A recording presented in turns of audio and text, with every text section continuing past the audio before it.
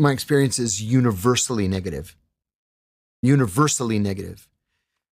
I've never had a positive encounter with Mossad.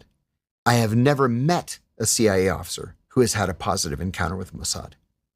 Because the Mossad doesn't give two shits what you think or what you are trying to focus on in your job. They care only about Israel.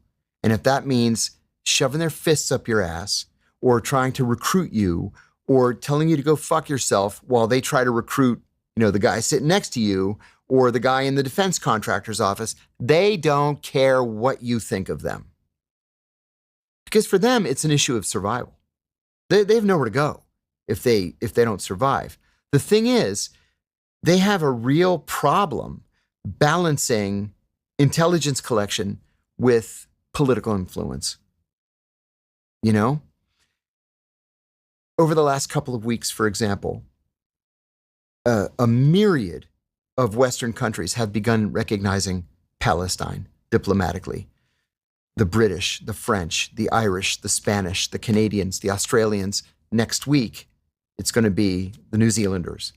If you look at a map now, the United States is the only Western country that doesn't recognize Palestine. That says a lot. But we've allowed the Israelis to put us in a corner where we're either with them or we're against them, and there's nothing in between. And that's just simply not true. We should have as our goals U.S. national interests. Period.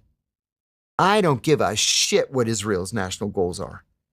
My job as a CIA officer was to protect the United States and American interests and American citizens. If the Israelis need to protect their people, God bless, that's on the Israelis. But never, ever should we place ourselves second to any other country, ever, under any circumstances. There's a famous saying that there's no such thing as permanent friendships, only permanent interests. And we live that with every country in the world except Israel. We always put Israel's interests first. How is it in our interest to allow a genocide in Gaza, for example?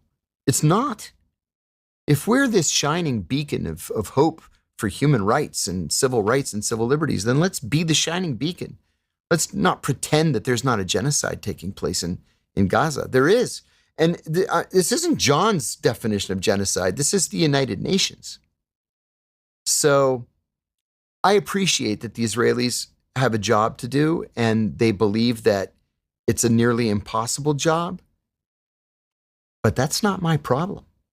And it shouldn't be the problem of the CIA or the United States government writ large.